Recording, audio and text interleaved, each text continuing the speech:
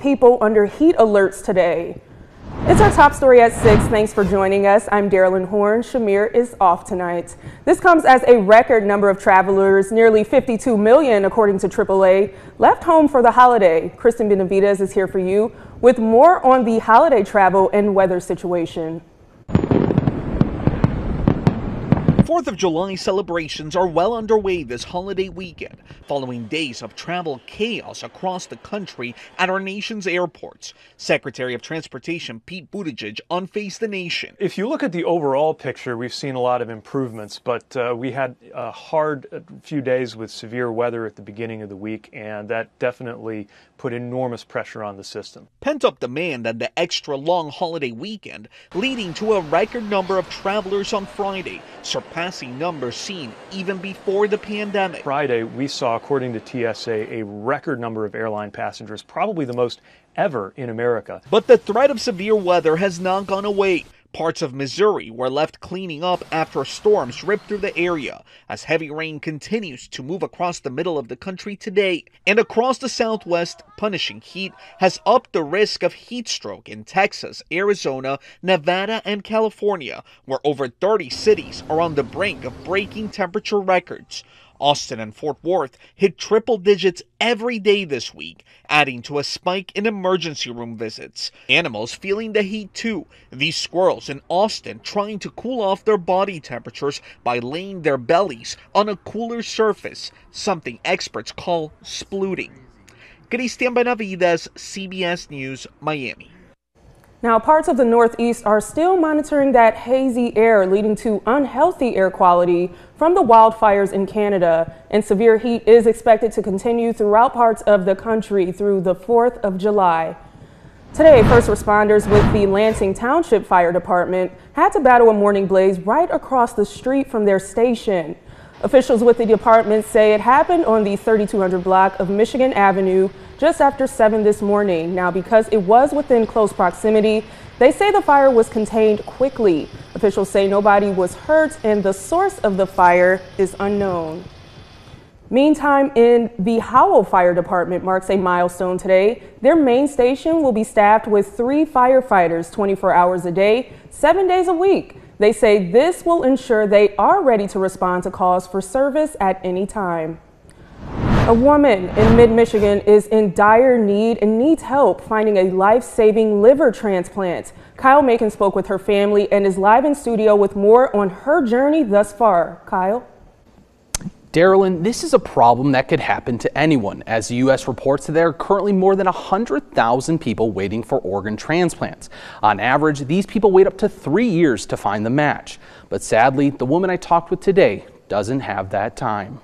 I want to lose her so young because I still have so much milestones ahead of me, and it'll just be hard not having either one of my parents here.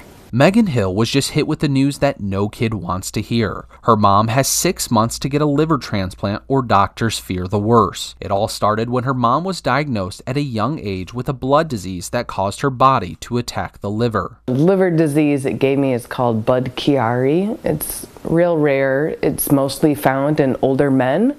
So at the time I was a young 26-year-old female, so it was really rare that I got it. For the next 13 years, she lived a normal life, starting a family of her own and raising 2 daughters. But just 2 years ago, she was diagnosed with liver cancer. The doctor said she needed a liver transplant, but that could take up to 3 years. My doctor doesn't think I have that kind of time to wait. I need to find a living donor now because I need to have this done in the next couple months. Now she is asking for your help in being her donor. She needs someone who is fully vaccinated and has the blood type of either O negative or O positive. The good news, it's a very simple surgery. You're only out of work for about 2 or 3 weeks. They take about half your liver, including the gallbladder, and then within 2 months, your liver grows back to its full size. Doctors have given Sarah just 6 months to live if she does not find a donor. I want to be able to be around to see my daughters graduate from high school and college, have grandkids, weddings, you know, all the fun milestones you have in your life. If Sarah receives her liver transplant, it will start her long road to recovery, have to stay in a hospital for 6 months, and it could take up to 2 years till she's back on her feet. If you'd like to help, you can find more information on our website at WLNS.com. Darylyn, back to you. Thank you, Kyle. 6 News is spending July taking a deep dive into an issue that affects Mid-Michigan and millions of others, opioid addiction. We'll talk about everything from enforcing drug laws to fighting addiction, including how you or your loved ones can get help. We'll also hear stories from some survivors, so join us for Fighting Addiction, Heartbreak and Hope, Mondays in July at 6 a.m. and 6 p.m. right here on 6 News. Tesla's second quarter sales rose 83% from a year ago after the company cut prices several times on its 4 electric vehicle models, and buyers took advantage of those U.S. government tax credits.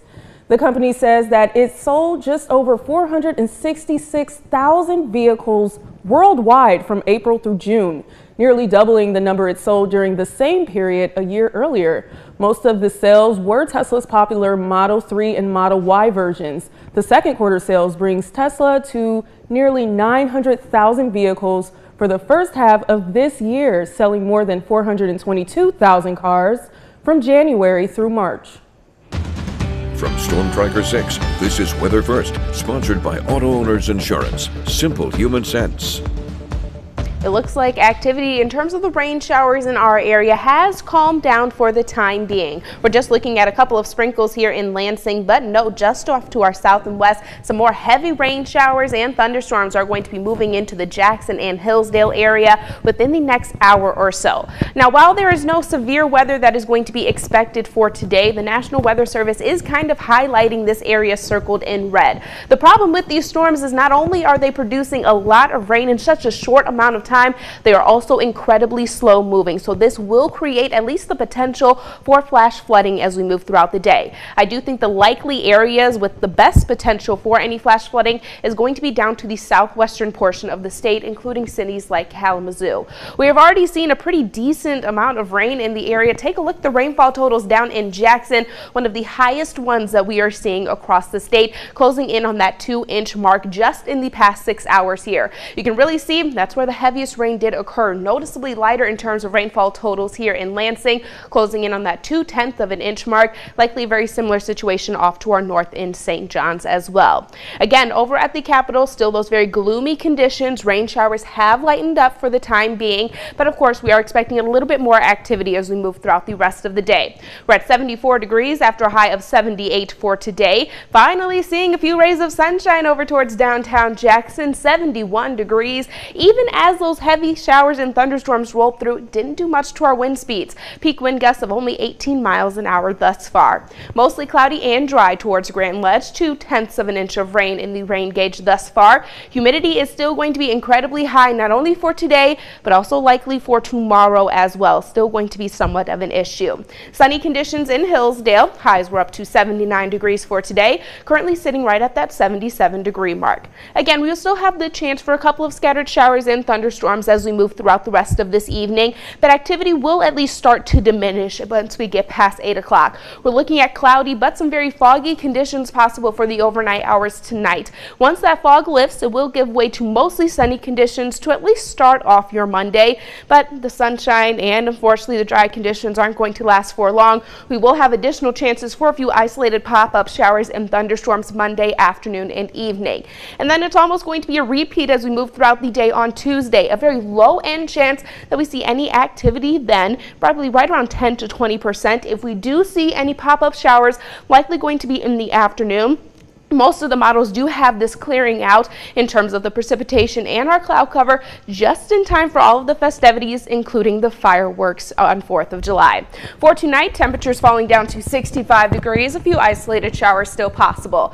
86 for your high temperature tomorrow, right back on track to where we should be for this time of year. Still hot and humid for the first half of the work week. Cold front on Thursday will bring humidity down just slightly. Of course, some more humid conditions right around the corner from that, with additional chances of rain next Sunday, Monday, and Tuesday as well. But temperatures by then are going to be a little bit more mild here.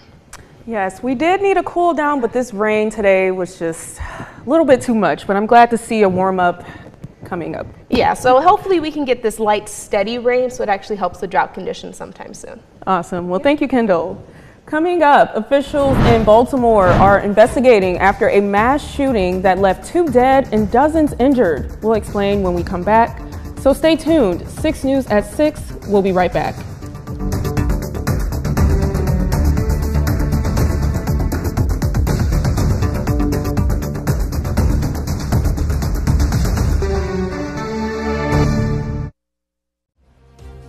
Gunshots rang out at a block party early Sunday morning in Baltimore, Maryland, leaving at least 2 dead and dozens more injured. Alexis Davila has details from the scene.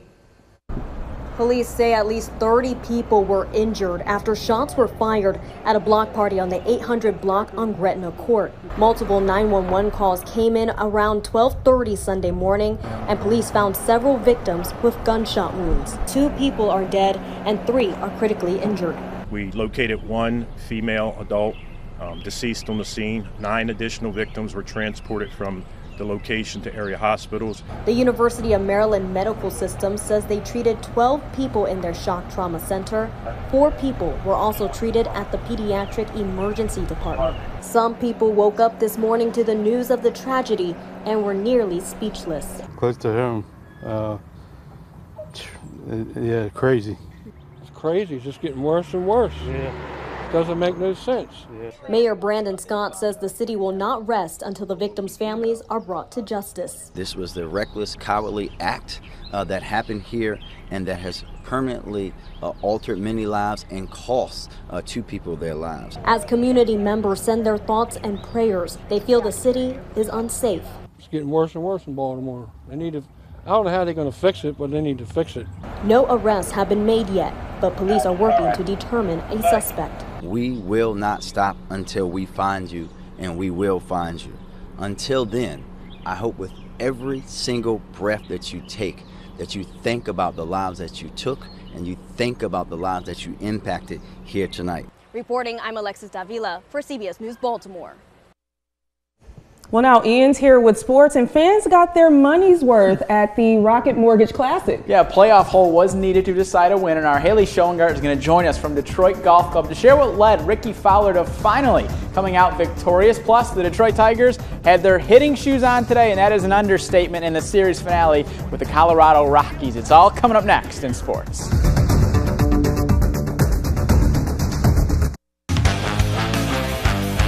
This is the Farm Bureau Insurance 6 Sports Desk. When Rickie Fowler landed in Detroit this week for the 5th annual Rocket Mortgage Classic, he was itching for a victory. His last win on the PGA Tour came in February of 2019 at the Phoenix Open. And to give you an idea of how long it's been since his last win, it came before the first ever Rocket Mortgage Classic had been played, as Fowler entered today's final round with a 1-stroke lead at 20 under, so he broke out the orange to bring it home. The shot of the day, though, came from Max Homa on the par 3 15. The perfect amount of spin on this beauty of a shot leads to a hole-in-one. It's the 2nd career ace for Homa, who finished the tournament 15 under and tied for 21st. Collin Morikawa entered the day 4 back of the top spot and had no problem climbing up that board. This is good for birdie on the par 5 14th and puts Morikawa in first place at 23 under. He would have company in the late stages, though, because Adam Hadwin birdies the par 5 17th to tie Morikawa for first place. And then there's Fowler, who needed a birdie on the par 4 18th to force a playoff. And when you're sticking them on the green like this, the birdies come easy peasy. Fowler hits the putt to create a 3-way playoff between himself, Morikawa, and Hadwin. And the 18th was the first playoff hole, and Fowler once again creates magic with those approach shots from the rough to the green. He gives himself a chance for birdie and the win. Hadwin and Morikawa recorded par, so Fowler is able to sink the birdie putt to win the 2023 Rocket Mortgage Classic. Our Haley Schoengart got to witness the celebration firsthand and has more on what makes this win so special for Fowler. Hey Ian, what got Rickie Fowler in contention for the Rocket Mortgage Classic is exactly what allowed him to hoist that title above his head. He only carded 5 birdies today, the lowest of all 4 of his rounds in the D, but 2 of those came when he needed them the most. And once that 12-foot playoff birdie putt sank into the cup, I would bet you could almost hear the crowds roar all the way to Ford Field.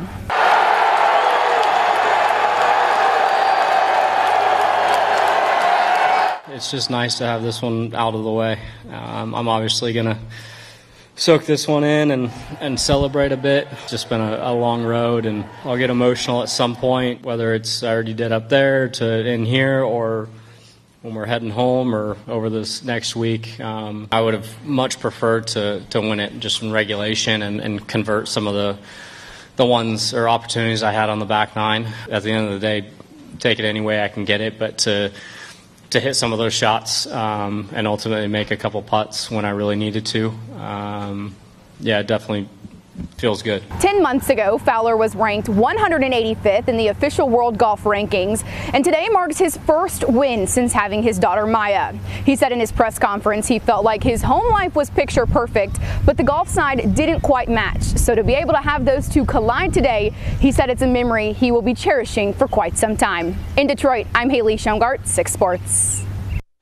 Thank you, Haley. With the Rocket Mortgage Classic in town, the Detroit Tigers have been on the road this week and had a chance today to win its 4th game of a 7-game road trip as the Tigers were going for the series win over the Colorado Rockies and used the high altitude to their advantage. First inning, Javi Baez is cleared for liftoff and gives Detroit a 4-0 lead thanks to his 8th career grand slam. Then in the 3rd inning, Kerry Carpenter hits himself a 3-run Jimmy Jack to put the Tigers up 7-2 as it's the 8th home run of the season for Carpenter, who then got to watch Jake Rogers demolish the first pitch of the 4th inning, 408 feet to left field, as making a long ball hat trick for the Tigers, but the party wasn't done there. Spencer Torkelson pops the cork off on Detroit's 4th home run of the game. It's Tork's team-leading 12th home run. And how about one more for good measure? Jake Marisnick hits a grand slam in the 8th inning. It's the first time since 2009 the Tigers have had 2 grand slams in a game as they win big 14-9. With the Pistons less than a week away from competing in the NBA Summer League out in Las Vegas, the team announced today they've officially signed 5th overall pick Ausar Thompson. And elsewhere in the NBA, former Spartan Miles Bridges has signed a $7.9 million qualifying offer with the Charlotte Hornets, according to ESPN. This means Bridges will become an unrestricted free agent next summer. The 25-year-old missed all of last season due to a felony domestic violence incident and will be suspended for the first 10 games of the upcoming season because of it. That's going to be it for sports. Kendall's back after the break with a final look at your forecast. Coming up tonight on TV6, primetime begins with back-to-back episodes of Tough as Nails at 8 and 9. Then at 10, it's NCIS Los Angeles. And of course, stay tuned after that for 6 News at 11. For the most part, we are going to be done with these showers and thunderstorms. Still the isolated chance of a few sprinkles later on tonight. Otherwise, mostly cloudy with some fog settling in. Temperatures are still going to be fairly mild, but the humid conditions going to remain in place until we get to Thursday. After that, a cold front will sweep through. It brings our highs down to from 92 degrees down to 81 on Thursday. This is going to be followed by some more hot and humid conditions next weekend with additional chances of rain by then. But for the time being, we do kind of luck out in terms of the 4th of July forecast here. Yeah, I didn't expect the 4th of July forecast to look like that, but it's not too bad. It's not too bad, and I feel like for 4th of July, a little bit of humidity can probably stick around. Yeah, it's July. It's what we expect. Yeah, so let the rain go away. That's the important part here. Yeah. Rain's out of here. It's sunny. It's hot. Perfect. Yeah. All right. Well, we're all happy with it. Thank you for watching 6 News at 6. We'll see you back here at 11.